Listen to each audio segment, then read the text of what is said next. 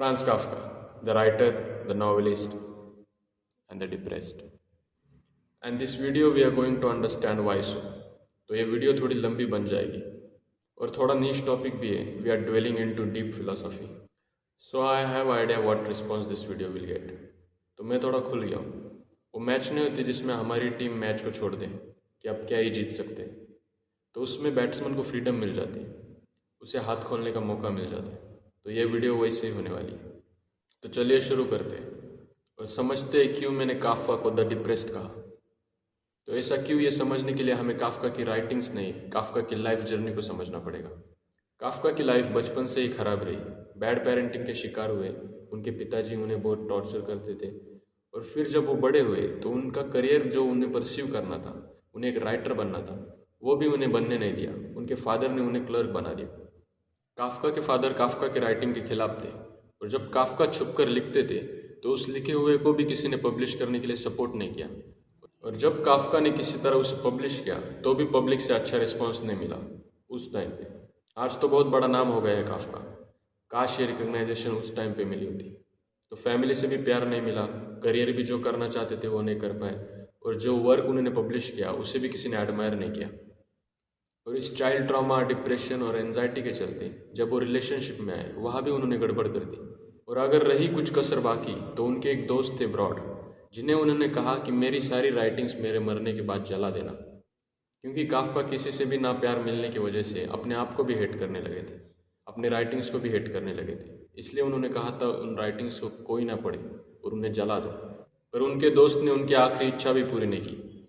उन्होंने उन राइटिंग्स को पब्लिश किया, जो कि बहुत अच्छी बात हुई काफका के रीडर्स के लिए, क्योंकि आज पूरी दुनिया उन राइटिंग्स को एडमायर करती है. तो काफका की ज़िंदगी पूरी ट्रेजेडी थी.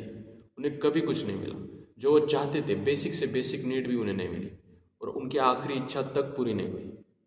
उन्हें हर तरफ से नकारा गया और प्यार तो दूर, उन्हें बेसिक काइंडनेस के लिए भी भीख मांगनी पड़ी. तो ये तो हो गई काफका की लाइफ जर्नी. तो अब आते हैं असली मुद्दे पे.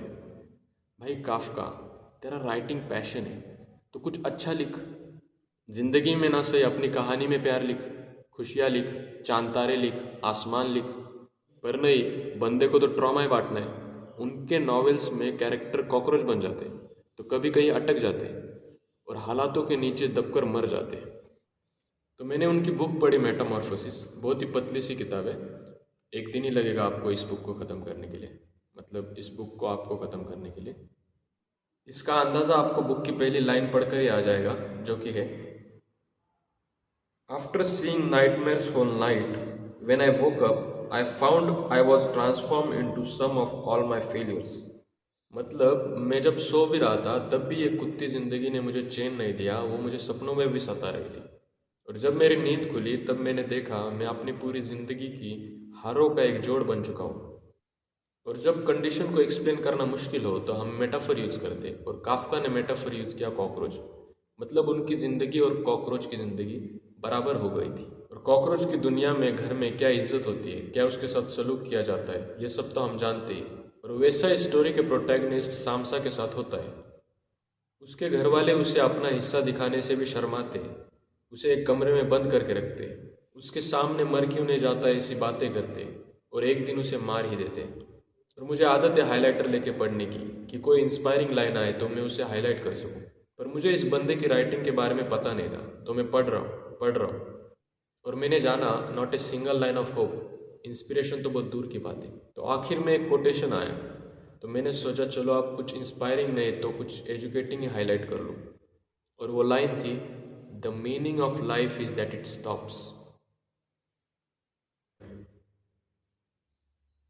और फिर मैंने उस लाइन को हाईलाइट किया. Shit man who rights like this, why so ruthless on readers Kafka. And I hate my self because the fact that I relate with him. क्योंकि मेरा कोई चाइल्डहुड ट्रॉमा नहीं है. मेरे पापा मुझे कभी मारते नहीं थे और मेरे करियर के डिसीजन भी सारे मेरे. तो सब कुछ सही होते हुए भी मैं इस डिप्रेशन के देवता से रिलेट क्यों कर रहा हूँ. मुझे इसकी राइटिंग पसंद क्यों आती है.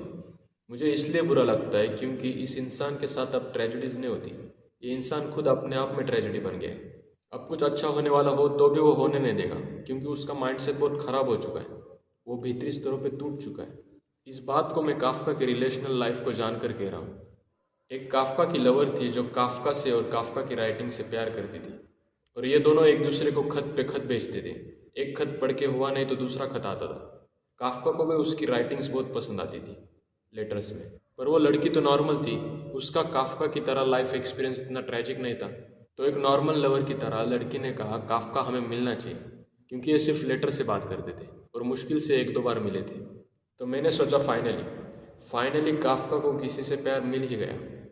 पर यह बंदा जिद करने के बाद जब मिलने गया तो उसे देखकर बात करने के बजाय वो चुप रहा और घर आकर खत लिखने लगा।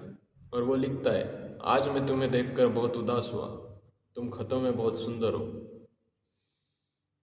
पर आप ऐसा भी मत समझना कि वो बदसूरत थी। मैं साल 2 साल सोचता रहा कि काफ्का को आखिर चाहिए क्या था। इतनी अच्छी लड़की थी, राइटिंग करती थी, जो कि काफ्का का टाइप था, और वो काफ्का से प्यार करती थी, और मोस्ट इम्पोर्टेंटली काफ्का के राइटिंग से भी प्यार करती थी। तो काफ्का ने ऐसा क्यों किया? क्यों नहीं उसने इस रिलेशन को आगे बढ़ाया? क्यों उसने हंसी खुशी अपनी ज़िंदगी उसके साथ नहीं बिताई, जबकि वो पूरी ज़िंदगी प्यार के लिए ही तरसा है? तो यहाँ पर एक बात पता चलती, अगर इंसान को किसी चीज़ की डिप्रीवेशन हो, किसी चीज़ की कमी हो, वो चीज़ बार बार कोशिश करने पर भी ना मिले, काफ़ी लंबे समय तक ना मिले, जब कभी भी वो चीज़ मिलेगी ना, तो वो इंसान उस चीज़ को भोग नहीं पाएगा। जैसे इस केस में काफ्का को प्यार मिला ही नहीं।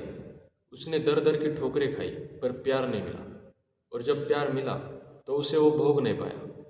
That's the sad reality of deprivation. वो चाहे भी तो प्यार और खुशी से अब जी नहीं सकता, क्योंकि डिप्रीवेशन एक लिमिट तक भूख को बढ़ा सकता है, उसके बाद तो वो भूख को भी खा जाता है। थोड़ा समझने में डिफ़िकल्ट हो रहा होगा, तो इसे खाने के एग्जाम्पल के साथ समझते हैं। मान लो एक इंसान को खाने की कमी रही हो, कमी के उसे भूखा ही सोना पड़ता हो। तो अगर ये चीज़ बार बार होती रही तो ये कमी बहुत गहरा असर छोड़ जाएगी। तो वो इंसान खाना मिलने पर भी ठीक से खा नहीं पाएगा, और वो उस खाने को गिल्ट प्लेजर की तरह देखना शुरू कर देगा। वो ये खाना डिज़र्व ही नहीं करता ऐसा सोचने लगेगा। क्योंकि क्या है, जब पहले दिन वो भूखा सोया होगा तो उसके दिल में एक ही चाहत होगी, खाना, और दूसरे दिन भी वही होगी। पर धीरे धीरे वो अपने हालातों पे रोना छोड़ देगा और सोचने लगेगा, दुनिया में रोज़ लाखों लोग भूखे सोते हैं, और मेरे कुछ दिन भूखा सोने से क्या होगा, और क्या फ़र्क है उस रोड पे सोने वाले बच्चे में और मुझ में। ऑन व्हाट बेसिस में अच्छी लाइफ डिज़र्व करता हूँ? जस्ट बिकॉज मैं ऐसे घर में जन्मा जहाँ पर मेरे खाने पीने का और एजुकेशन का खर्चा उठाया जा सकता है, और वो रोड पे सोने वाला बच्चा ऐसे घर में जन्मा जहाँ पर कुछ दिनों बाद उसकी भूख के कारण मौत हो जाएगी। नहीं यार, मैं ये सब डिज़र्व नहीं करता। तो ये इंसान शुरुआत में तो अपने दुख को पकड़े रहा, फिर धीरे धीरे बाद में इसने सारी दुनिया का दुख उसमें जोड़ लिया। और अब जब इस इंसान के सामने पंच पकवान आएंगे, तब ये उसे गिल्ट की तरह खाएगा, अपने आप को दोषी मानेगा कि लाखों लोग आज भी भूखे सोएंगे और उनकी और मेरी काबिलियत में कोई फ़र्क नहीं। अब वो इंसान ज़िंदगी में कभी मज़े से खाना नहीं खा पाएगा। वो अपने आप को मज़े के लायक ही नहीं समझता। इतना गहरा दाग छोड़ जाता है डिप्रीवेशन। वैसा ही काफ्का के साथ हुआ। वो भूल ही गया प्यार को जीना, मज़े से जीना, खुश होना। मोनालिसा ने भी एक बार थोड़ी स्माइल दी तो उसकी पेंटिंग बनाई गई थी, पर इसके लिए लोगों को एआई यूज़ करना पड़ा, और उसे स्माइल कराकर लोग खुश हो रहे, क्योंकि काफ्का की राइटिंग्स पढ़ने वाले हर एक इंसान की बस यही तमन्ना है कि पास्ट में जाया जाए, नन्हे मासूम काफ्का को उसके हैवान पिताजी से अलग किया जाए। The prosecution is not going to get that man today. No. Because I'm going to get him. My client, the Honorable Henry T. Fleming, should go right to fucking jail. The son of a bitch is guilty. That man is guilty. That man there. That man is a slime. He is a slime. If he's allowed to go free, then something really wrong is going on. Mr. Kirkland, you are out of order. You're out of order. You're out of order. The whole trial is out of order. They're out of order. और एक वजह है Kafka की अपने अच्छे और प्यारे relationship से दूर भागने की, और वो बात हमें काफ्का के लिखे लेटर से समझ आती है। लेटर है मिलेना के नाम। Dear Milena, I wish the world were ending tomorrow. Then I could take the next train. arrive at your doorstep in Vienna and say, "Come with me, Milena. We are going to love each other without scruples or fear or restraint, because the world is ending tomorrow." Perhaps we don't love unreasonably because we think we have time or have to reckon with time. But what if we don't have time? Or what if time, as we know it, is irrelevant? Ah, if only the world were ending tomorrow. We could help each other very much. मतलब ये क्या letter है कि आज तो मैं तुम्हें अपने पास नहीं रख रहा और ना ही तुम्हारे पास आने की कोशिश कर रहा हूँ, पर अगर कल दुनिया ख़त्म होने वाली हो तो मैं तुम्हारे पास भागा चलाऊंगा और उस आखिरी दिन हम प्यार करेंगे। तो यहाँ पर काफ्का की दिमागी हालत के बारे में एक बात पता चलती है। फ्रांस काफ्का के लाइफ का एक्सपीरियंस कुछ ऐसा रहा है कि वो सोचता है दुनिया सिर्फ झूठे लोगों से भरी है, लालची लोगों से भरी, और जब तक फ़ायदा है तब तक के यार है। और वो इस दुनिया में प्यार होता है, सच्चे लोग होते, सेंसिटिव टूवर्ड्स अदर लोग होते, और इस बात को वो सिर्फ एक ही इंसान के कारण मानता है, वो है वो खुद। क्योंकि सब ने उसके साथ गलत व्यवहार किया तो उसका दुनिया के लोगों पर से विश्वास उठ चुका है। तो उसने इस पूरी दुनिया में सच के, प्यार के, इंसानियत के होने का जिम्मा खुद पर ले लिया है। मतलब पूरी दुनिया में प्यार, काइंडनेस, इंसानियत काफ्का के एग्जिस्टेंस से एग्जिस्ट कर रही है। और पूरी दुनिया में कहीं सच्चा प्यार है तो वो सिर्फ काफ्का के कारण, बाकी की दुनिया तो हैवान है ही। और इसी डर से कि अगर मैं मिलेना के साथ ज़िंदगी गुजारूँ और ये ज़िंदगी मेरे लिए अनफेयर और अनलकी रही है, तो कल कुछ ऐसा ना हो जाए जहाँ ज़िंदगी मुझे ऐसे मुकाम पे ले आए जहाँ मैं भी प्यार निभाने से चूक जाऊँ, मुझे भी क्रूएल अनफेयर लाइफ के चलते किसी के साथ बुरा व्यवहार करना पड़े। तब काफ्का जो पूरी दुनिया की प्यार की एग्जिस्टेंस अपने ऊपर लिए बैठा है, तब वो दुनिया के साथ साथ अपने ऊपर का विश्वास भी खो देगा। और जैसे उसने साइकोलॉजी बना रखी तो ऐसा लगता है कि वो उसका आखिरी दिन होगा। इसलिए वो मिलेना से प्यार तो बहुत करता है पर उसके साथ नहीं रहता, इस डर से कि ये सारी ज़िंदगी मुझे भी इन लोगों की तरह एक दूसरे से नफरत करना सिखा देगी, और वो काफ्का सह नहीं पाता। उसके लिए इस दुनिया में कहीं कुछ अच्छा होता है, इंसानियत होती है, उसका लास्ट होप वो खुद है। वो पूरी दुनिया का जुल्म का दुख सह जाएगा पर ये नहीं सह पाएगा कि वो भी उनकी तरह बन गया, और वो कभी ऐसा होने नहीं देगा। इसलिए वो मिलने से दूर रहता है। वो कुछ भी हो जाए पर अपने नज़रों में नहीं गिरना चाहता। वो उस होप को नहीं हारना चाहता जो उसने खुद में बसा रखी है।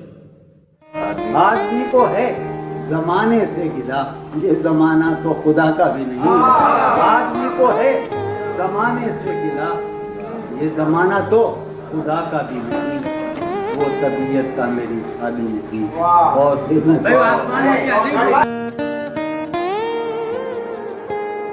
मेरे साथ भी ऐसा होता है। मेरे दोस्त कुछ ऐसी हरकतें करते हैं जिससे वो मेरी नज़रों में गिर जाए, पर मैं जानबूझकर उन चीज़ों को इग्नोर करता हूँ।